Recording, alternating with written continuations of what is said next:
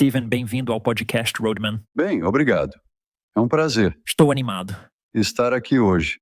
E sabe de uma coisa? Acho que isso vai ser uma contribuição valiosa para orientar as pessoas, como elas passam uma boa parte do seu tempo treinando. Porque quando comecei no ciclismo, na minha busca para ficar um pouco mais rápido, eu estava na universidade e estou me revelando aqui. Mas tínhamos um acesso muito limitado à internet. Tínhamos tipo uma sala de computadores, mas esses computadores eram lentos ou não tinham acesso a sites como PubMed e coisas do tipo. Então, era muito assim, alto desempenho, acontecia nas sombras naquela época e as sessões eram meio que passadas de um ciclista de elite para o próximo. E se você estivesse fora desse pequeno círculo, era muito difícil ter acesso a isso. E agora, nos últimos 15 anos, tivemos essa proliferação de informações. E no direito, chamamos isso de batalha dos formulários na divulgação. Tipo, se você pedir uma divulgação, alguém vai te enviar 20 milhões de caixas de coisas. E os poucos tesouros estão enterrados nessas 20 milhões de caixas de coisas, a ponto de você nunca conseguir encontrar essas coisas. Então, é aí que estamos, eu acho, agora, onde temos canais que estão fazendo ótimas coisas e bem intencionados como o GCN. Mas há tanta informação lá que se torna muito difícil peneirar tudo isso. Então, a tarefa modesta que vou nos propor hoje é dar um roteiro prático para os atletas, para o treinamento deles. Como isso soa? Bem, isso deve ser simples. Eu já me dediquei a estudar esse assunto por cerca de 30 anos. Acredito que sim, houve um progresso significativo. Sendo bem mais velho que você, recordo-me de uma época anterior à existência da internet.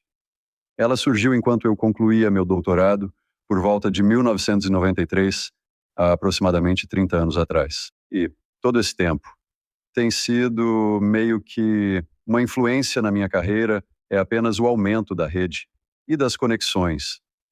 Eu acho que isso teve um enorme impacto no desempenho humano, porque estamos vendo atletas se apresentando em um nível muito alto, mais jovens do que talvez esperaríamos de 20 anos atrás. Talvez quando você começou, havia mais uma relação de aprendiz. Mestre onde você estava, se tivesse sorte, entrava para uma equipe e lhe permitiam compartilhar seus segredos. Mas agora realmente não há tantos segredos, sabe? Então, é um desenvolvimento interessante, sabe? Que eu acho que realmente teve um impacto no humano, no desempenho de resistência e no ciclismo. E é uma conversa para outro dia, mas só para mencionar, acho interessante que tenhamos seguido por esse caminho de maximizar a fisiologia humana. E como você bem identificou, temos tantos jovens atletas surgindo. Acho que a próxima onda de desempenho vai ser essa percepção de que o objetivo final em corridas de bicicleta é vencer corridas de bicicleta. Não é apenas alcançar números altíssimos, não é ser fisiologicamente o melhor ciclista, mas ser fisiologicamente um bom ciclista e taticamente um grande ciclista. E é por isso que somos fascinados por ciclismo e esporte, porque nem sempre o cara mais rápido vence. Caso contrário, nós simplesmente subiríamos em bicicletas ergométricas e veríamos quem consegue gerar mais potência e o ciclismo mais do que qualquer outro esporte. Tipo, eu costumava jogar futebol e você passava horas assistindo gravações de suas performances. Ainda não fazemos isso no ciclismo. Ainda não observamos como as pessoas estão usando aquele motor fisiológico ao longo do percurso de uma corrida. Algumas equipes estão começando a fazer isso, mas ainda não é tão proeminente. Sim, bem, posso dizer que estamos agindo. Ainda não está pronto para o horário nobre, mas estou trabalhando nisso. Já trabalhei com várias equipes e tenho um colega incrível que conheci pelo Twitter, no Reino Unido. Desenvolvemos nosso programa de análise com a ajuda de treinadores e atletas, abordando as questões que você mencionou. Por exemplo, sabe, numa corrida clássica importante, talvez haja cerca de 100 curvas de 90 graus diferentes durante a prova. Essas curvas, sabe, não são muito discutidas como características, mas são frequentemente críticas.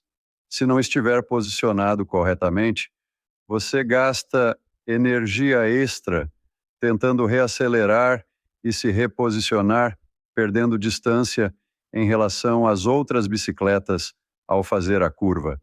Desenvolvemos métodos analíticos para identificar cada curva em corridas desse tipo. E agora? Mas é uma ferramenta de ensino. O treinador com quem trabalhei queria desenvolver isso. Ele disse que se mostrar o que estão fazendo de errado, eles podem treinar. Estamos indo além dos watts simples e passando para o resultado. No final, decisões ruins, como no posicionamento, custam watts e energia para compensar. Se isso se repetir, você não terá a energia necessária para alcançar a velocidade final. Porque, estatisticamente, existe o melhor lançador do mundo. Nós apenas. Talvez você saiba quem é, mas eu não sei. Mas eu poderia ir ao bar com meus amigos, e todos nós discutiríamos e diríamos: será que o Danny Van Poppel é um lançador melhor que o Mikhail, que o Markov? A resposta honesta é que não sabemos. Estamos apenas baseando isso em pequenos trechos de filmagens que vimos no final das corridas. Mas, estatisticamente, você definitivamente poderia descobrir quem é o melhor lançador do mundo. E então isso se reflete nos salários, nos valores de transferência. Bem, vou votar no Van der Poel. Ele é um dos melhores lançadores, talvez de todos os tempos. Infelizmente, para os sprinters atrás dele, ele também se destaca em outras áreas. Mas quando decide ser o homem de lançamento, ele é bom nisso. Quero aprofundar na fisiologia da otimização da semana de treinamento. Desde já, um termo que será recorrente é polarizado. Podemos estabelecer alguns conceitos desde já? O que queremos dizer com treinamento polarizado? Que bela captura! Galera da estrada, vocês sabem o quanto levo a sério estabelecer meus objetivos e sei que vocês também levam a sério. Você também seja perseguindo metas de condicionamento físico ou de estilo de vida e precisar de um aliado poderoso nessa jornada, não procure além da Ruel. Ruel se tornou minha arma secreta quando não tenho tempo para preparar uma refeição equilibrada, garantindo a nutrição necessária sem sacrificar tempo ou sabor. Além disso, evita que eu recorra ao cardápio de delivery. Sempre levo uma garrafa dessa banana na mochila quando vou para a cidade, e isso me impede de comer besteiras, alimentos práticos que não apoiam meus objetivos de treino. É prático, é nutritivo, são 22 gramas de proteína. É perfeito para atletas que não têm tempo de cozinhar ou preparar comida antes de um treino. É um combustível conveniente e nutritivo ao alcance das mãos, garantindo que você atenda às suas necessidades diárias de energia. Ruel Pronto para Beber contém mais de 26 vitaminas e minerais essenciais em cada garrafa, proporcionando 175 benefícios para a saúde. Feito com ingredientes naturais como semente de girassol, coco e outros, oferece 8 sabores deliciosos. Meu preferido é o de banana, que sempre carregou na mochila. Receba o Ruel em casa acessando ruel.com. Isso é Ruel. Ruel.com. Me sinto culpado por ter introduzido esse termo na literatura científica ou por colocá-lo nesse contexto lá atrás, em 2004. Então, 20 anos atrás. E desde então venho tentando decifrá-lo. Naquela época, os dados iniciais que coletamos eram de remadores, ciclistas, corredores e esquiadores de cross-country. Foi interessante ver essas informações nos dados obtidos na época. Eles estavam correndo ou remando muito facilmente, com baixas potências, ritmos lentos, apenas resistência aeróbica, ou estavam fazendo trabalhos de alta intensidade, muitas vezes baseados em intervalos. Isso é o que os remadores estavam fazendo. Eles não estavam fazendo treinos de limiar. Esquiadores de cross-country estavam fazendo uma espécie de polarização muito disciplinada de seus treinamentos. Agora, 20 anos depois, o que os atletas aprenderam a fazer com seus treinadores ao longo de décadas é que estão polarizando o estresse do treinamento. Eles estão realizando grande parte de seu treinamento em intensidades bastante baixas para eles. Estão dedicando horas em baixa intensidade para construir mitocôndrias, evitando assim uma grande resposta de estresse no corpo, ao contrário de fazer intervalos diariamente. E então, isso parece ser o predominante. A chave do treinamento polarizado é que cerca de 80% do treinamento está naquela zona verde proverbial. Os atletas trocam ideias entre si, colaboram e até param para tomar um café durante os treinos, mas enfrentam dias realmente difíceis. Mesmo assim, conseguem equilibrar tudo de forma sustentável. Então, para mim, o treinamento polarizado é uma filosofia de treinamento. E eu me pergunto, ao aplicar essa filosofia a objetivos diversos, é a mesma coisa, o treinamento funciona? A mesma filosofia de treinamento funciona? Se estou visando um critério de 60 minutos ou uma corrida de ultra resistência de 350 quilômetros, o que importa é calibrar para o que estamos otimizando. Bem, eu diria que não é realmente uma filosofia, mas é mais um princípio auto-organizativo. É isso.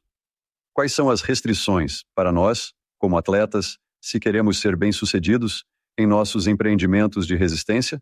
Seja como um corredor de critério, ou como um candidato a GC, ou como um ciclista de ultra-resistência. Temos que definir um caminho sustentável. Sei que é uma palavra desgastada, mas temos que ter uma metodologia que nos mantenha saudáveis. Enquanto fazemos isso, porque se não estamos mantendo a saúde, se não estamos nos recuperando, em média de dia para dia, se não conseguimos treinar por meses e até anos nesse empenho, então a metodologia não é apropriada. E então eu acho que é isso que vimos, que, bem, eu não inventei o treinamento polarizado, mas o que eu vi é que populações de atletas de esportes diversos que realmente não estavam conversando entre si ou independentes uns dos outros estavam encontrando a mesma solução para um problema, para um desafio biológico. Se isso faz sentido. Sim, é muito interessante. Eu tive o Dr. David Lippman no podcast. Talvez você tenha visto algum trabalho dele na fisiologia humana, e ele defendeu algo semelhante. Ele disse que, ao ampliar a visão para o macrociclo de um atleta, seja em um ano ou vários anos de treinamento, os resultados de sucesso são menos definidos pelo limite máximo do atleta e mais pelo seu piso. Então, o quão boa foi nossa pior semana é muito mais importante do que o quão boa foi nossa melhor semana. Já tive a oportunidade de realizar apresentações em nível internacional e uma vez exibi um slide do PowerPoint com um número específico, como 532. Na ocasião, destaquei a importância desse número, esclarecendo que não se tratava de watts por 5 minutos. Na verdade, ele representava a quantidade de sessões que o atleta havia completado naquele ano. Se considerássemos um triatleta, o meu número poderia ser 315. Um ciclista pode chegar a 400. Um triatleta pode chegar a 600. Treinos, um ciclista amador ou recreativo pode ser 150. Mas dependendo dos meus objetivos, esse é um dos critérios de sucesso. Eu consigo ser consistente, conseguir manter a saúde, evitar lesões e realizar uma longa sequência de treinos que foram executados, basicamente conforme a minha intenção. E o que descobrimos é que quando os atletas estão no pódio e você pergunta a eles qual é o seu segredo, eles dirão, bem, meu segredo é que eu não tenho segredo. Meu segredo é que eu faço o trabalho. Eu tive a sorte de ter um período de 6 meses, onde consegui treinar de forma muito consistente, sem lesões ou doenças. E coisas boas aconteceram. Para mim, essa é frequentemente a história que é meio chata, mas essa é a base. É ser capaz de alcançar isso. Eu diria. Eu tive uma conversa com um amigo meu na sauna e ele trabalha em private equity recentemente. Ele está muito interessado na área de saúde, longevidade e fitness. Muitos dos investimentos deles estão migrando para esse espaço e ele estava me pedindo opiniões. Eu realmente acho que estamos meio que num efeito pêndulo. Saímos da pandemia e há tantos produtos, podcasters, youtubers, artigos dizendo que se você fizer apenas uma coisa, aqui está a bala de prata para a saúde, é uma cetona, é uma sauna infravermelha, é um mergulho em água fria, e isso é porque a população em geral está começando a se conscientizar sobre saúde e está tentando otimizar a saúde. Mas algo que os atletas sabem e conhecem há muito tempo não existe uma única coisa. Talvez, como as cetonas, possa haver pesquisas mostrando que elas são super úteis para preservar os níveis de glicogênio no final de uma corrida. Mas a realidade pouco glamurosa do alto desempenho é o efeito cumulativo de centenas e milhares de boas decisões ao longo de semanas, meses e anos. Eu estava só ouvindo, sabe? Tenho acompanhado um pouco as questões de dietas baixas em carboidratos versus gorduras. E muitos atletas tentaram fazer dietas de baixa gordura ou baixo carboidrato, sabe? Dietas de alta gordura e baixo carboidrato. E realmente se machucaram, se prejudicaram, porque adicionaram estresse ao próprio corpo. Mas existem tantas dessas modas e diferentes ideias que foram propagadas. Mas o que vemos consistentemente é, olha, nossa evolução diz que precisamos de certas coisas. Precisamos de atividade, precisamos dormir, precisamos de recuperação e precisamos de combustível. Acertar o básico resolve muitos problemas. Posso exemplificar. Ouvi um podcast ou uma entrevista de Gustav Ed e Christian Bloman, Eu tive o treinador deles no podcast há algumas semanas, na verdade. ciclistas de classe mundial. Bem, os treinadores originais deles são daqui da cidade, aqueles que os descobriram quando eram adolescentes e os levaram a um nível de classe mundial. Mas esses dois caras disseram, olha, a gente não usa nenhuma dessas modalidades de recuperação, a única que usamos é o sono.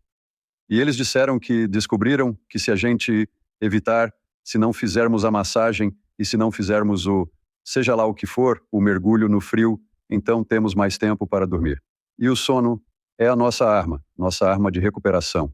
E isso é tão tradicional quanto possível. Mas isso é fisiologia, é a biologia humana, se voltarmos 1000 anos, não tínhamos pistolas de massagem e mergulhos no frio. Mas o sono sempre esteve lá. Quão crucial é isso? Você citou Matthew Van Der Poel, Gustav Eden e outros grandes atletas.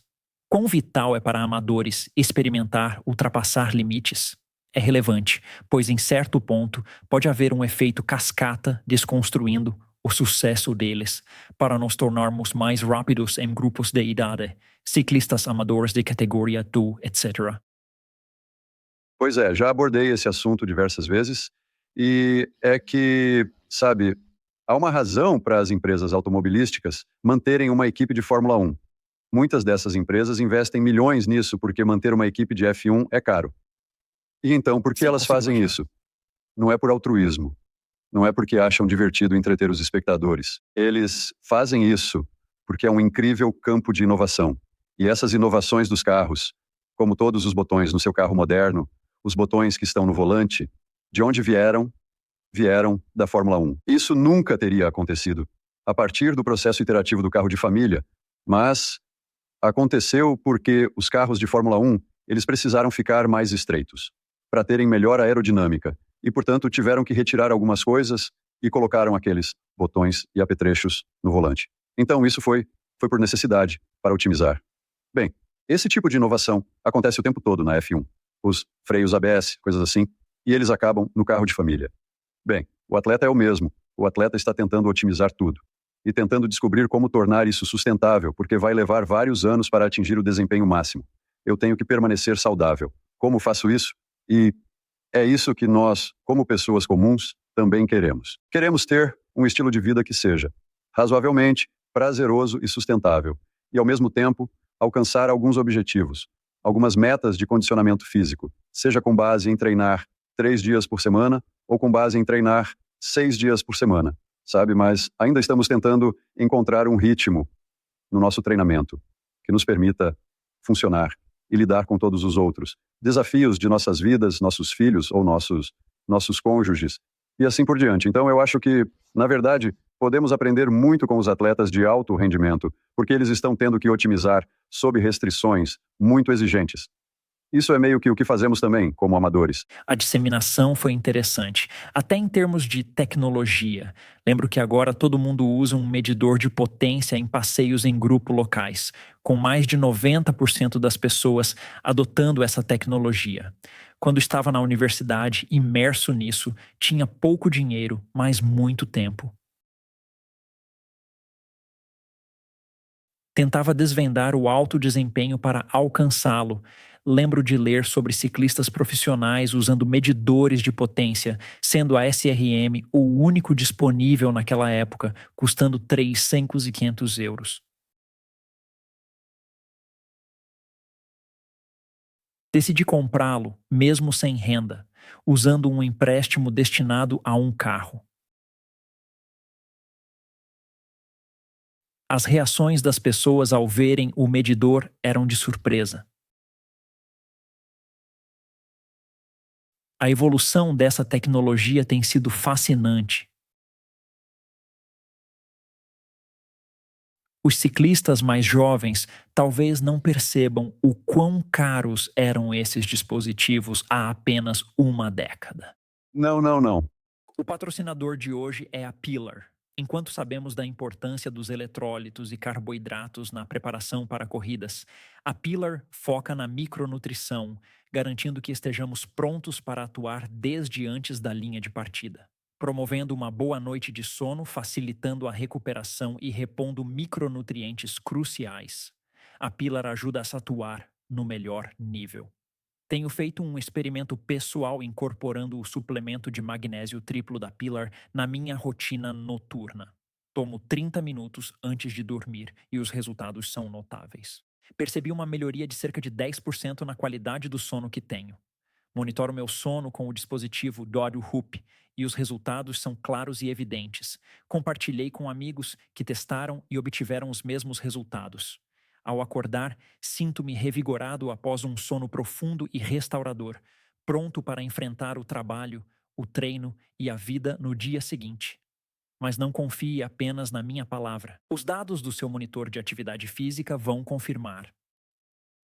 Se você está pronto para melhorar seu desempenho e qualidade do sono, experimente o Pilar. Acesse Pilar Performance, loja e use o código ROADMAN para 15% de desconto no primeiro pedido. No site ou acesse thefeed.com. Pilar e use o código ROADMAN para 15% de desconto no primeiro pedido. Agora, voltamos ao programa. E agora, ao colaborar com eles, tenho discutido sobre novas medições com empresas de tecnologia para implementar no campo. Destaquei a importância de integrar os dados nos dispositivos, como Garmin, para garantir sua utilização nos treinos de ciclismo de forma eficaz e prática, pois se não estiverem disponíveis de maneira consolidada e integrada, os usuários não irão adotar essa tecnologia. Na minha opinião, a Super Sapiens cometeu um erro. Recebi um e-mail da Super Sapiens ontem lamentando a sua saída. Sim, eu acho que é isso mesmo. Isso é um exemplo. Eu sei que o filme contatou, e eu fiquei realmente surpreso com o entusiasmo dele na próxima vez. Porque eu acho que uma das empreitadas sobre as quais sempre falamos é a medição contínua de lactato. E então, Super Sapiens, sabe, os laboratórios Abbott, tinham e têm essa tecnologia meio que guardada agora, que é a medição contínua de lactato. E então eles estavam pensando em tirá-la da prateleira e começar a estudá-la e validá-la e coisas do tipo. Mas, aparentemente, não tenho certeza de quando isso vai acontecer. Mas isso era algo que eu estava, sabe, eles entraram em contato comigo a respeito. Então eu estava muito interessado nisso. Vamos focar em o amador. Defino-o como um atleta com tempo limitado, algo comum entre a maioria dos amadores. Temos demandas conflitantes sobre nosso tempo. Não podemos simplesmente sair da cama e pedalar o dia todo, com as 3 alavancas ajustáveis: intensidade, duração e frequência. Em que ordem devemos acioná-las ao longo da semana de treinamento? Para criar um plano de treinamento eficaz para o atleta. Sim, essa história, ela se tornou aquela história que se tornou meio que típica. Como eu digo, olha, se vamos começar com alguém que está tentando passar de basicamente não treinar para fazer uma sessão sustentável e que talvez consiga fazer 40 quilômetros de bicicleta e se sentir bem com isso, ou poderia ser uma corrida de 10 quilômetros.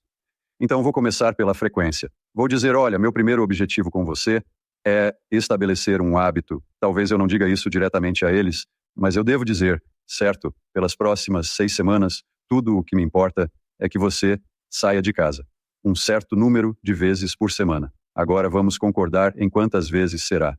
E eles vão dizer, bem, considerando que sou o técnico do time de futebol e tenho isso e aquilo outro, vamos tentar 3. 3 dias por semana. Vou me comprometer com isso. Perfeito. Tudo bem, então vamos nos comprometer com essa frequência. Mas agora, faça. Saia de casa 3 vezes por semana. Vai ser um desafio, porque você tem outras coisas acontecendo, mas faça disso uma prioridade e vamos conversar e manter contato. E então, 6 semanas depois, nós recebemos feedback e conversamos sobre isso um com o outro. Sim, estou fazendo, na verdade não só estou fazendo, mas está se tornando um hábito e estou sentindo falta nas 1 ou 2 vezes que não consegui sair de casa e eu digo, incrível, agora temos a frequência e meio que um hábito estabelecido. Temos se isso entra no cérebro, o exercício é um hábito. Então eu disse, agora vamos. Eu disse, o que você tem feito? Porque eu não perguntei isso antes.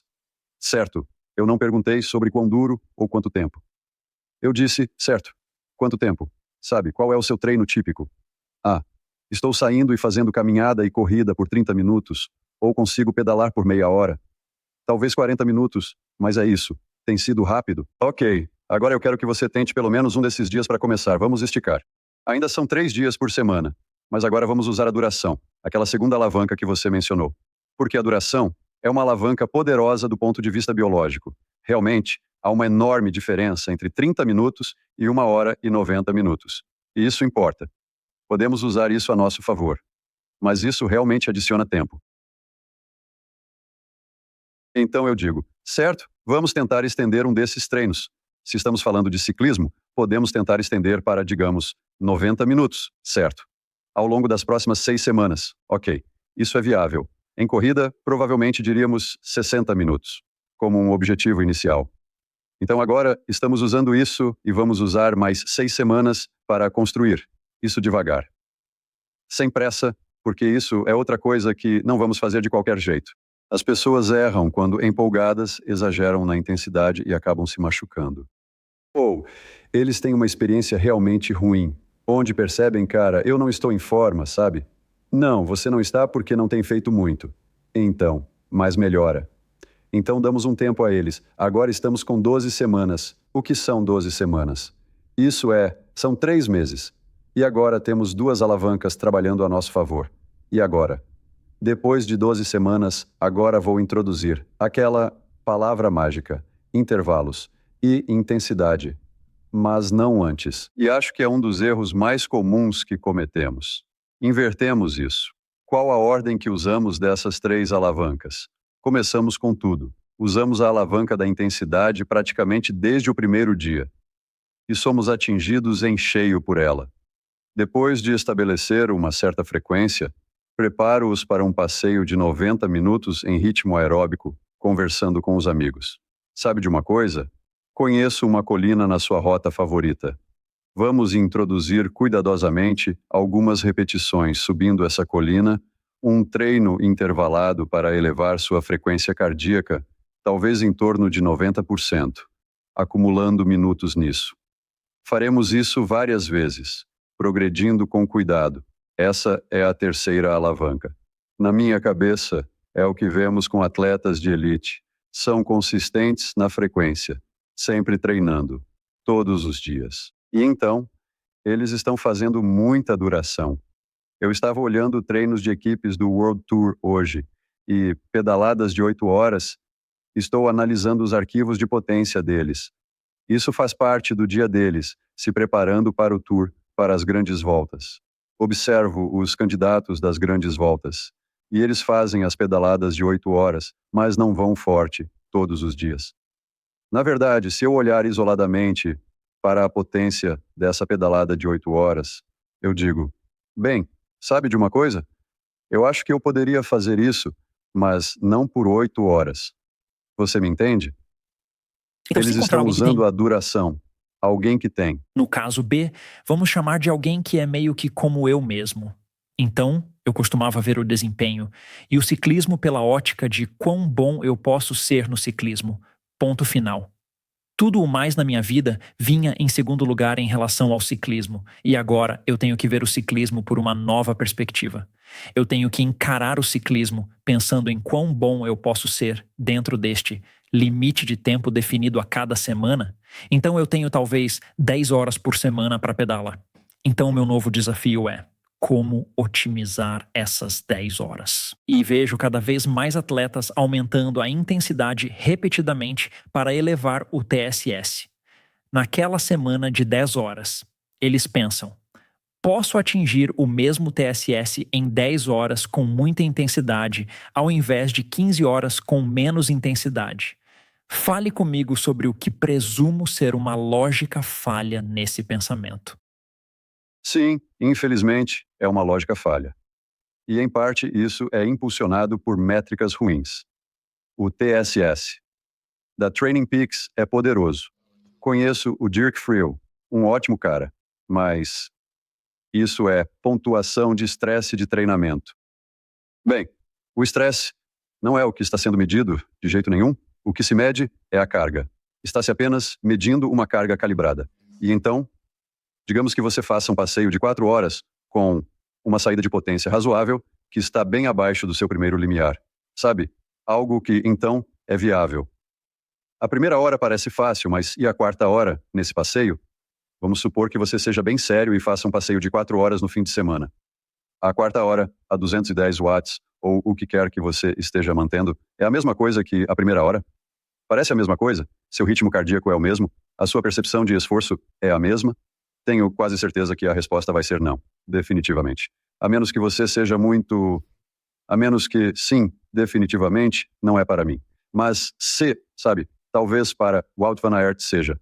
Mas não é para a maioria de nós, não. Isso significa que o estresse de fazer, alcançar, aquela potência na primeira hora, segunda hora, terceira hora, quarta hora, são muito diferentes. Certo, isso é diferente. Então eles interpretaram como uma relação linear entre esforço e estresse, e não é. E isso está completamente equivocado. Nenhum fisiologista concordaria que é assim que funciona. Então, eles possuem um score de carga, o que é excelente. Isso é ótimo, mas precisam considerar o estresse associado a alcançá-lo, porque é isso que estamos tentando gerenciar, certo? Se a sessão de intervalo for muito desafiadora, demandará mais tempo para se recuperar, afetando o treino subsequente.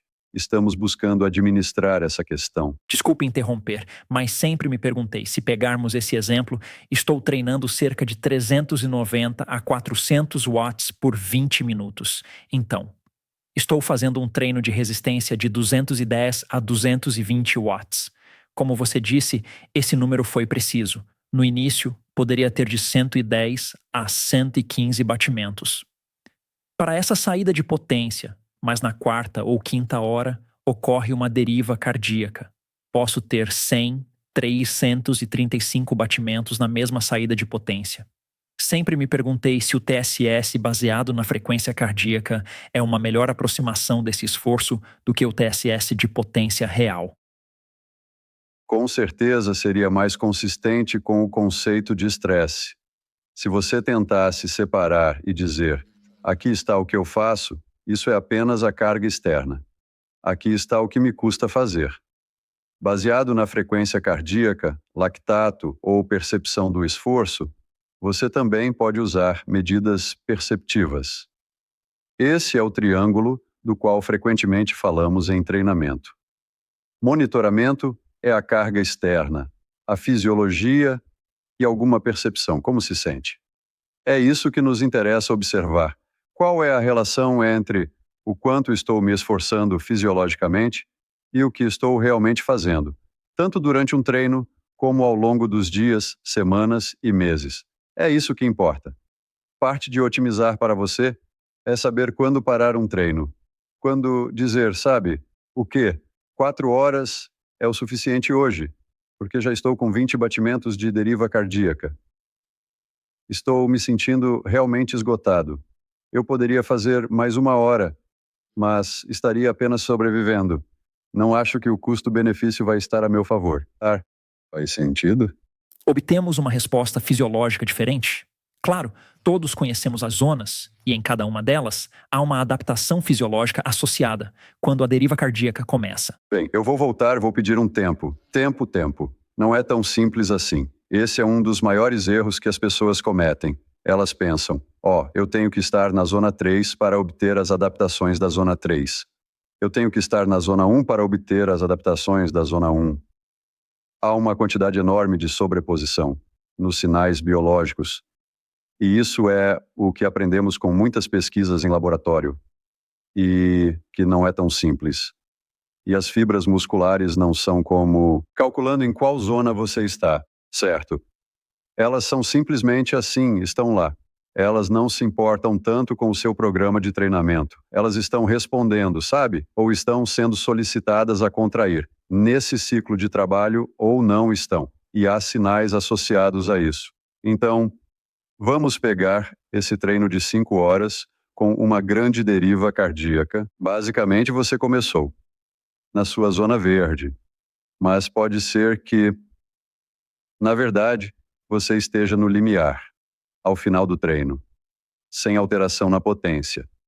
Faz sentido? Você está se adaptando ao limiar, certo? Bem, o que está fazendo? Por que a frequência cardíaca está aumentando? Por que está a deriva, como chamamos? Por que ocorre a deriva cardíaca? Suponha que você é muito bom em se hidratar, ingerindo água e consumindo carboidratos. Você está fazendo sua parte no abastecimento e se hidratando adequadamente. Vamos considerar que a temperatura não está muito alta, já que você está no Reino Unido, mas mesmo assim você apresenta deriva cardíaca. Por quê?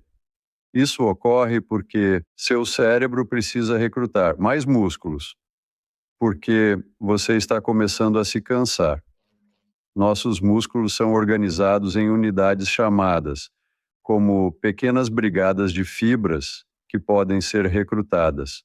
À medida que algumas se cansam, o cérebro chama reforços, tornando cada vez mais difícil para o corpo atingir uma certa potência devido a processos de fadiga e dano. Então, o cérebro traz reforços e aumenta a frequência cardíaca. Faz sentido? Essa deriva cardíaca indica que você não está em um estado estável. No corpo humano, não há estabilidade. Com o tempo, você se desgasta e se cansa. Por exemplo, em uma pedalada de 4, 5 horas, pode parecer ótimo no início, mas logo se torna pesado, uma fadiga diferente da de intervalos. É um vazio que se sente, ao contrário da sensação de encher de veneno nos intervalos. Ambas indicam que você está se fatigando e mobilizando esforços para alcançar a potência desejada. Estão se cansando e você está chamando cada reforço possível para tentar mobilizar e alcançar a potência esperada. Como medimos o custo desse esforço? Se o esforço é o que estamos colocando para fora, a frequência cardíaca pode ser uma aproximação desse custo. Existe uma forma mais eficaz de medir esse custo. Desculpe a interrupção. Estou em Girona, mas normalmente meu tempo é apertado em Dublin. Preciso aproveitar ao máximo cada erro. Por isso dependo muito da minha Wattbike, que adoro e recomendo, pois simplesmente funciona. Não tem aquela configuração de 10 minutos, não precisa desdobrar pernas, bater a canela em coisas ou lutar para tirar uma roda traseira engordurada. É só subir e funciona. Também é compatível com todas as principais plataformas de e-gaming. Conecta instantaneamente. Se você está procurando um treinador indoor, não poderia recomendar um melhor. É o último treinador indoor que você vai precisar. Acesse wattbike.com e insira o código Roadman10. Roadman DEZ garante 10% de desconto na sua Wattbike hoje. Bem, é uma pergunta realmente interessante e uma das coisas que começamos a fazer, e ainda são os primeiros dias, mas graças à tecnologia, estamos começando a medir a ventilação também no campo. E acontece que, você sabe disso do ciclismo, é possível perceber o esforço pela respiração. Bem, se você está na fuga, é uma das coisas que você fica de olho. Tipo, eu fico de olho se estou na fuga com alguém. Eu penso, beleza, quero descobrir o melhor lugar pra atacar aqui. Claro, você tem seus truquezinhos, a gente fala, tipo, curvas de 90 graus. E se você consegue colocar alguém no lado errado da roda de outra pessoa, sabe, talvez você consiga uma vantagem de umas 2 bicicletas, onde você também está olhando biomecanicamente. Eles estão começando a usar mais os quadris e os ombros deles estão começando a balançar, mas a respiração é algo que você acaba notando e pensa, ok, mudou a respiração dele. Eles estão respirando pelas orelhas? Se estou respirando pesado, tento esconder, certo? Não quero expor fraqueza. Assim, a respiração revela a verdade. Fisiologicamente, realizamos trabalho de campo para observar sessões intensas, medindo a deriva da frequência cardíaca e da ventilação. A frequência respiratória aumenta em uma taxa mais acentuada, sendo ainda mais sensível à fadiga. E isso é realmente interessante, porque quando esses atletas estão naquela zona de frequência respiratória muito alta, eles estão exaustos. Mesmo que a frequência cardíaca não esteja tão alta, pode estar apenas a 85, 90% do máximo. E você diz, eles deveriam conseguir fazer mais, mas a respiração deles está nos dizendo que agora estão exaustos, estão esgotados. E então, é isso. Estamos começando a entender. É essa a ideia de como medimos esse estresse durante o treino e talvez tomar decisões informadas sobre quão fundo cavar. Faz sentido? Isso é incrível. Sobre o atleta de 10 horas semanais, você recomenda? Entendi que o treino polarizado seria uma distribuição 80-20 de leve para pesado. É esse tipo de distribuição que estamos considerando? É um bom ponto de partida, com certeza. Não vou discutir e dizer que todos serão iguais. Há pessoas que se recuperam melhor e a idade também influencia. Com o envelhecimento, a capacidade de recuperação tende a diminuir.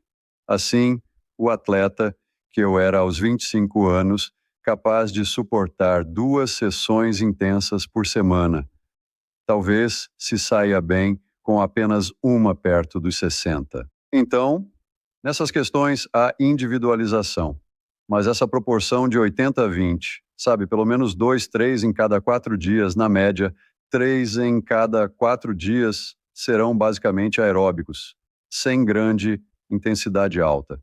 É um bom ponto de partida. E então, você faz ajustes finos, de acordo com suas habilidades individuais, onde você está na temporada e assim por diante. Faz sentido? Sim. Temos métodos ou ferramentas para medir o progresso? Se alguém segue um modelo de treinamento periodizado, quais são os indicadores de progresso que mostram se estamos respondendo bem ou se precisamos aumentar a intensidade? Bem, eu acho que o que vemos com os atletas de elite é, como você estava dizendo, o mais importante é a base. A primeira. Em fisiologia, chamamos isso de primeiro ponto de virada do lactato, onde ocorre a transição inicial da potência, aumentando gradualmente, enquanto o lactato permanece baixo. Você está sob controle até atingir esse primeiro intervalo. Esse ponto é observado em atletas de elite com níveis de potência muito elevados, demonstrando uma capacidade relativa excepcional. Pode ser fácil. Em alguns dos nossos ciclistas de elite, pode ser 350 watts, no que chamamos de LT1. Tim de Klerk, conhecido como o trator, consegue pedalar. Ele pedalou por 5 horas a 350 watts. Conversei com ele no ano passado. Nós fizemos uma entrevista e ele contou sobre sua fuga no Tour de France. Este ano, eu acredito. Foi no Tour de France ou em outra corrida. Ele conseguiu entrar numa fuga, algo raro. Ele disse, tive um dia muito bom, pedalei 5 horas a 350 watts. Então, isso é ele mesmo. Sabe, ele diz, olha, eu não tenho aquela potência máxima. É por isso que eu faço o que faço. Eu sou o trator. Mas a minha potência mínima é muito boa, viu? E é isso. É o que vemos em atletas de elite.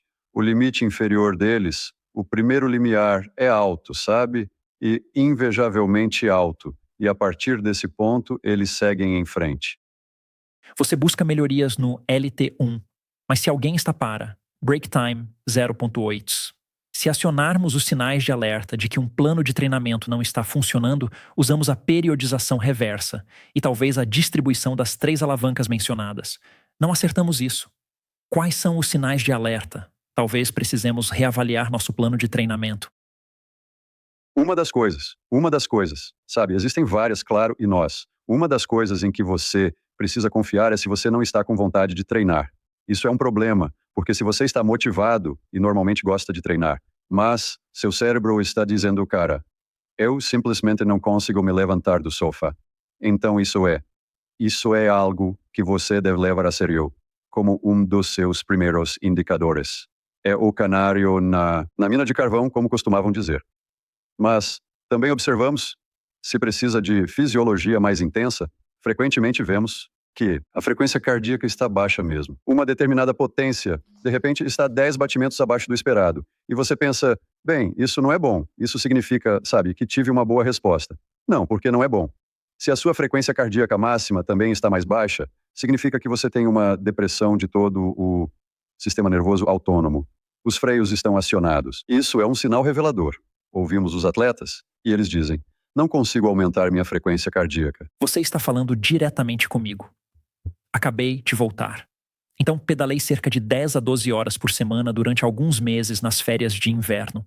Depois, retomei por alguns meses com algumas semanas esporádicas de viagem, fazendo apenas 2 horas. Na semana passada estive em Girona por 10 dias, pedalando 28 horas nos primeiros 7 dias. Alguns dos meus amigos são profissionais e pedalei com eles. Nos últimos dias, especialmente no último em Girona, com 24 graus e sol, não conseguia sair do sofá. Quando você disse isso, lembrei das minhas pedaladas anteriores, com 200 watts a 92 batimentos, e pensei, nossa, essa frequência cardíaca é baixa para 200 watts. Certo? Sim, mas é verdade. É fácil interpretar mal isso porque você insiste. Você pensa, devo estar em ótima forma, tenho que me esforçar mais. Então você, infelizmente, insiste no problema. A qualquer momento, primeiro, se está difícil levantar do sofá, e normalmente não é, leve isso a sério. Depois, a frequência cardíaca pode estar alta, mas muitas vezes é por uma sessão de força pesada.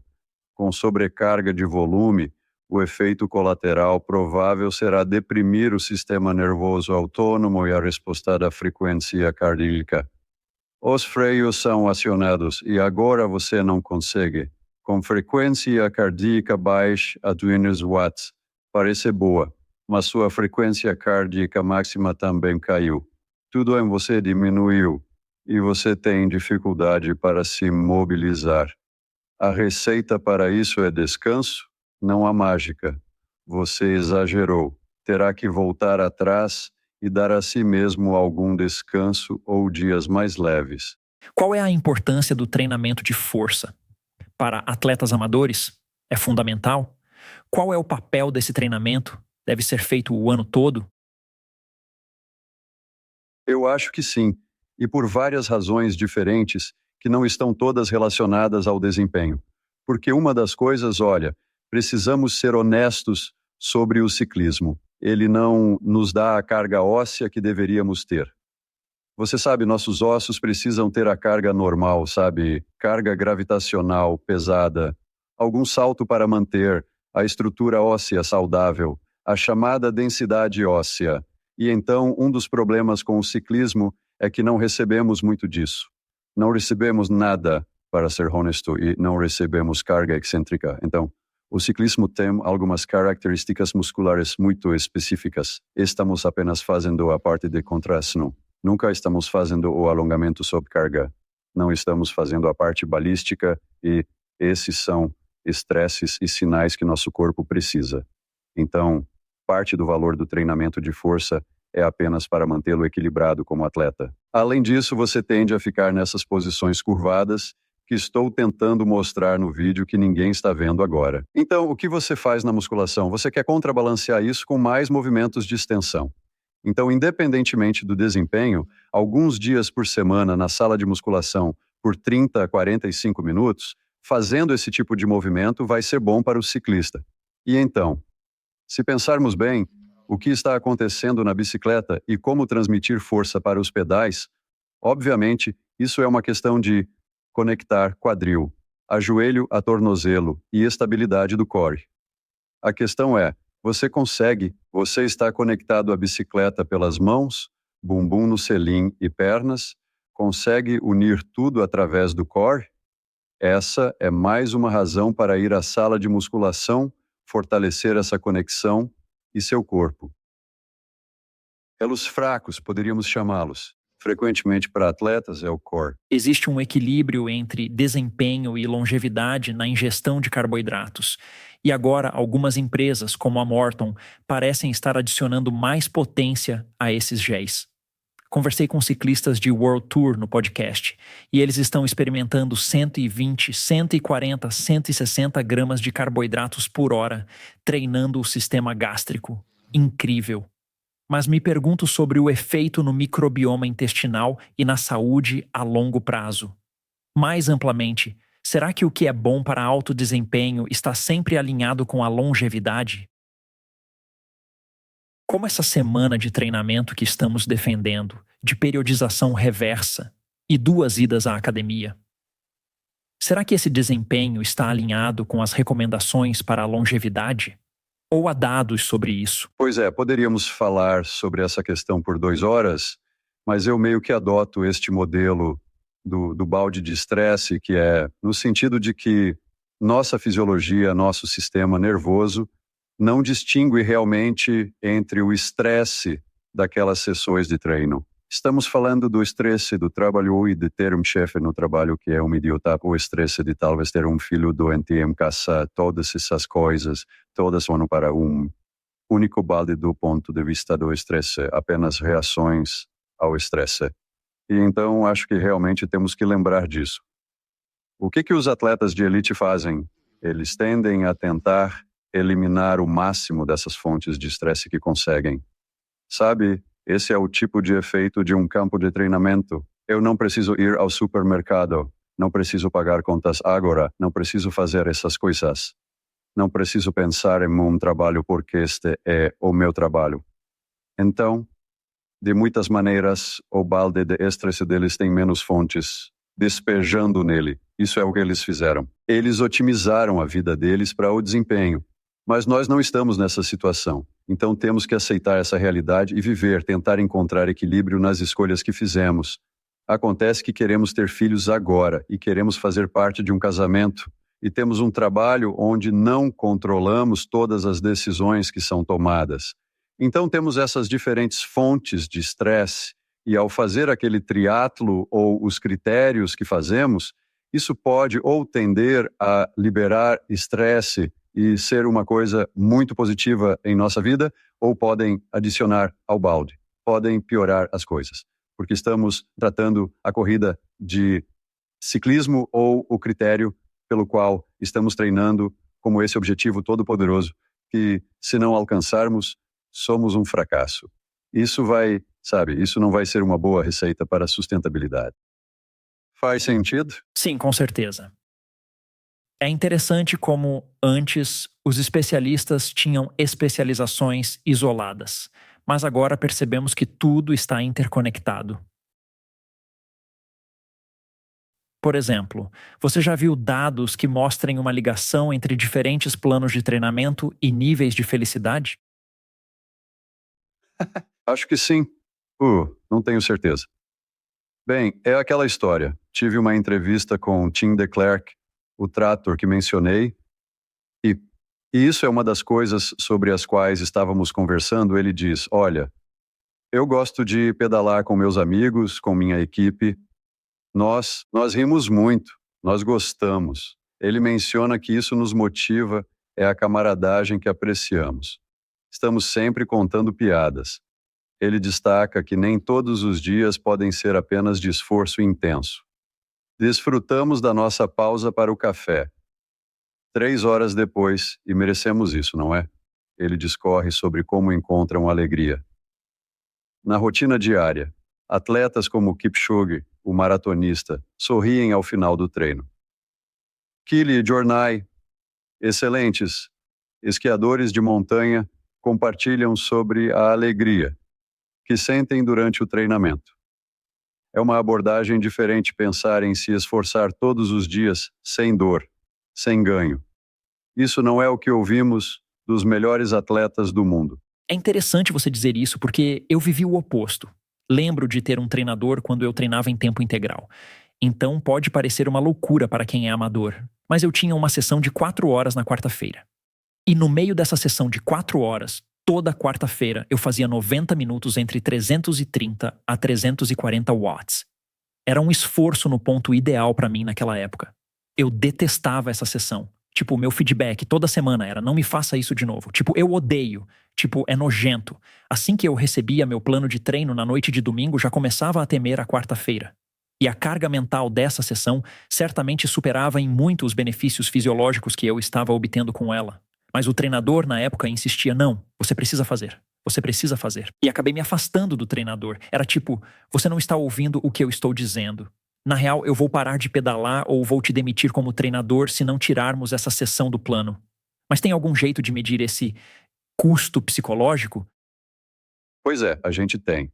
Essa é uma das coisas desafiadoras. Temos muitas chamadas psicometrias, que são esses vários dispositivos, esses vários instrumentos, são métricas, instrumentos como prontidão para treinar, onde você faz algumas perguntas ao atleta e ele preenche um número numa escala.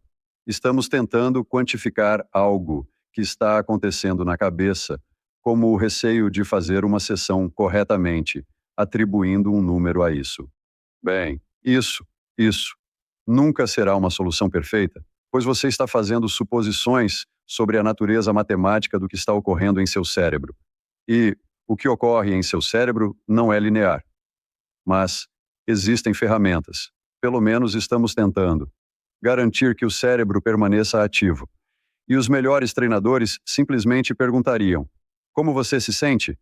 Você poderia dizer: esse treino está me afetando psicologicamente e é feito toda semana. Sinto que estagnei. Acredito que preciso de um treino diferente. Sei que preciso de estímulos, mas preciso variar.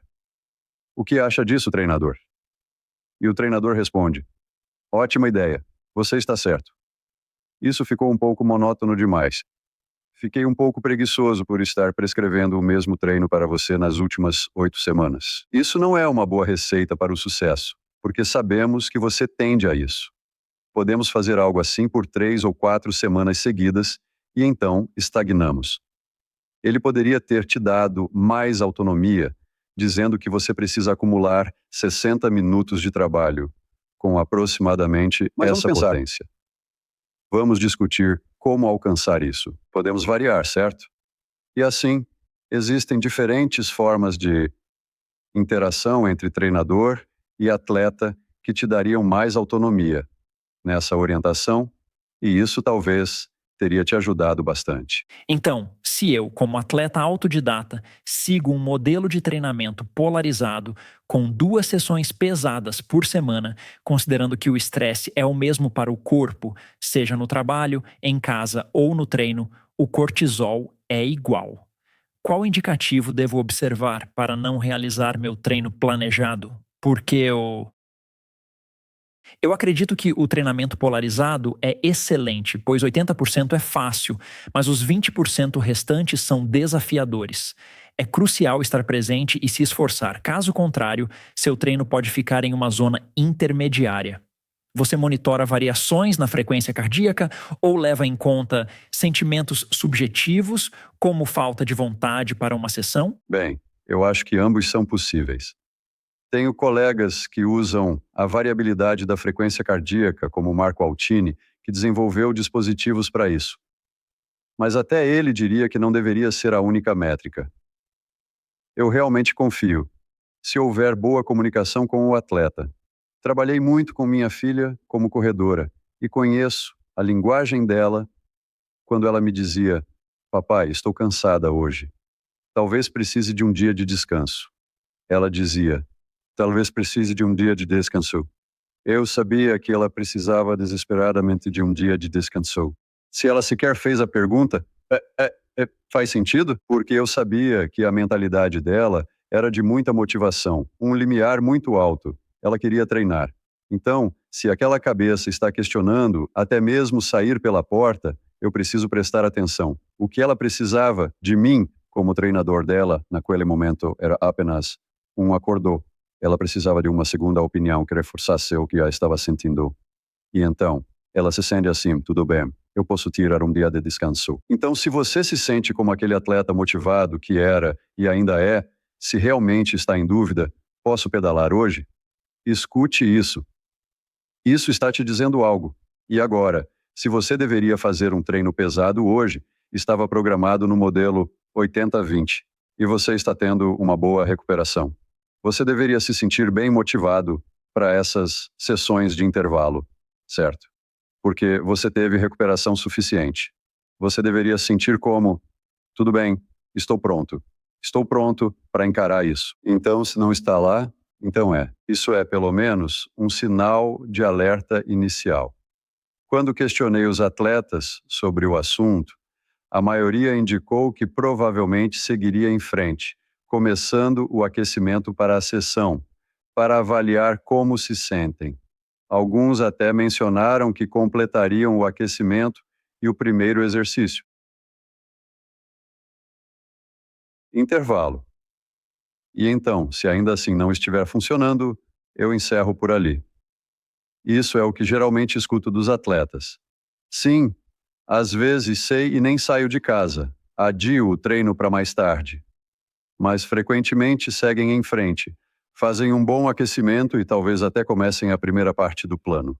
Digamos que fosse para ser 4 vezes 8 minutos ou algo assim.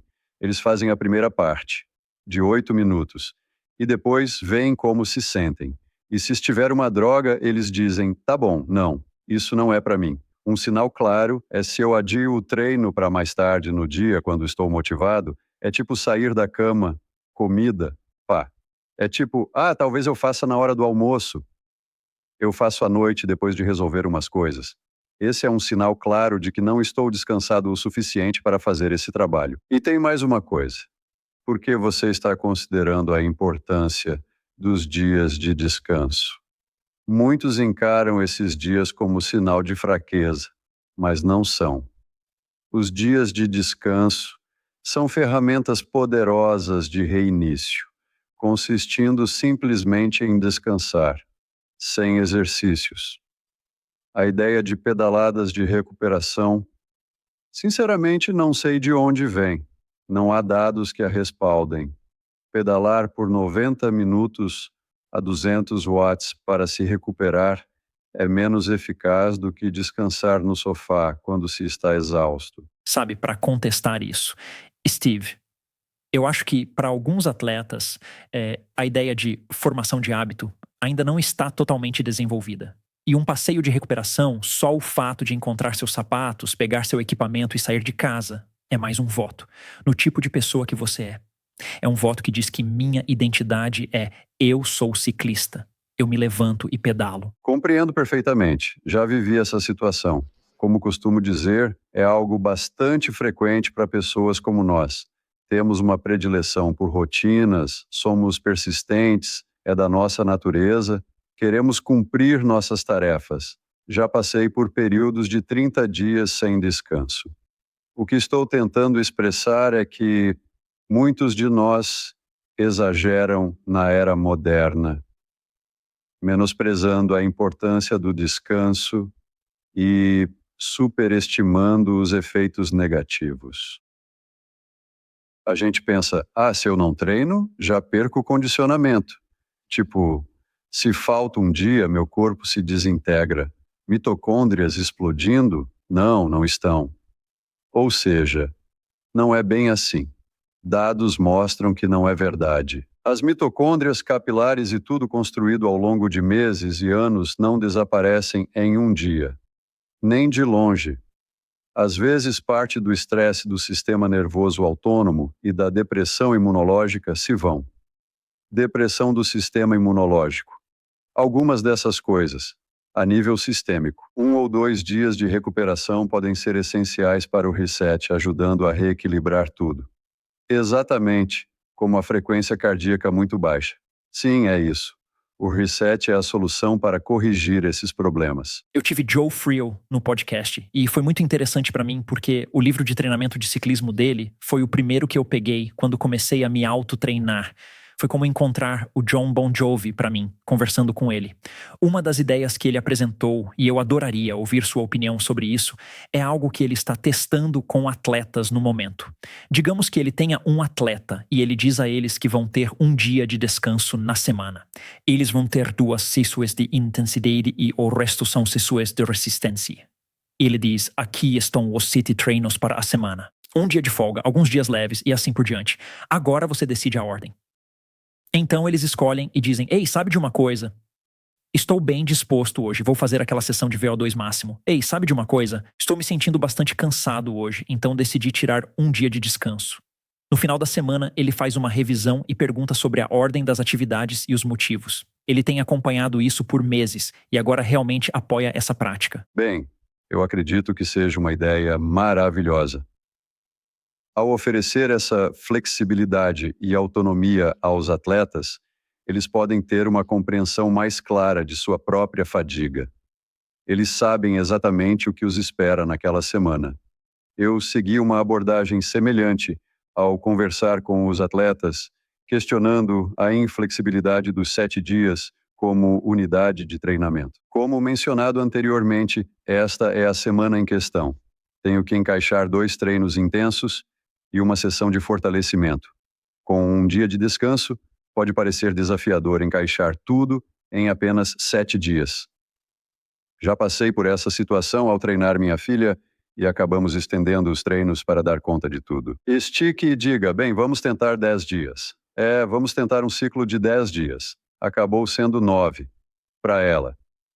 E então ela disse, sabe de uma coisa? Agora meu treino está fluindo. Foi o termo que ela usou porque deu a ela um pouco mais de espaço no programa e margem para realmente se sentir bem com aquele dia de descanso, mas também suficiente para conseguir o volume de baixa intensidade que ela queria. E então, perguntei a mais de 1.000 pessoas no Twitter ou recebi 1.000 respostas. E 10 a 15% desses atletas disseram estar fazendo algo além de um ciclo de 7 dias. Não é tão incomum quanto se pensa. Sabe de uma coisa? Acho que esse é um ótimo ponto para encerrar nossa conversa, porque foi isso que você me fez fazer o tempo todo, questionar coisas que eu sabia, sabe, como se fossem um fato incontestável. E o caso é que eu uso o Training Peaks, como muitas pessoas que estão ouvindo isso. E o Training Peaks soma o seu volume em um total móvel de 7 dias. Sempre foi tão óbvio para mim que você deveria planejar seu treinamento em um período de 7 dias, mas sem outro motivo além de, bem, o Training Peaks simplesmente soma tudo depois de 7 dias. Eu nunca realmente questionei o fato de que talvez isso de fato devesse ser um período de 9 ou 10 dias. É assim, tipo, se você é um triatleta, eu não sei como consegue organizar treinos em um ciclo de 7 dias, pois envolve natação, corrida e ciclismo. Então eu começaria com um ciclo de 14 dias. Sabe, se eu fosse um técnico de triatlo... Não é o que você desconhece que prejudica, mas o que tem certeza de que não é verdade. Bem, mas não é. Então, não vejo problema com a escolha da Training Peaks de um ciclo de 7 dias, pois é culturalmente determinado. Além disso, algumas instalações ficam abertas por mais tempo nos finais de semana ou nem abrem. Entendo que 7 dias possam ser restritivos, mas não necessariamente. Essa é a questão. Você pode optar por organizar de outra forma e explicar que estou tentando encaixar muita coisa nesses 7 dias. 7 é um número ímpar e 80-20 não funciona. Simplesmente não funciona. Então você pode escolher uma matemática diferente, um grupo diferente, uma unidade de tempo fundamental diferente. Então eu só não... Acho que talvez isso seja um bom comentário de despedida. É não criar muitas suposições de que tudo o que você ouviu, leu, viu, é baseado em ciência ou em evidências concretas. Muita coisa é apenas tradição. Se não está funcionando para você, não tenha medo de tentar algo diferente. Steven, adorei conversar. Obrigado pelo tempo. Obrigado. Então, se gostou deste vídeo, precisa ver esse aqui, porque vai adorar. E não se esqueça de se inscrever no canal.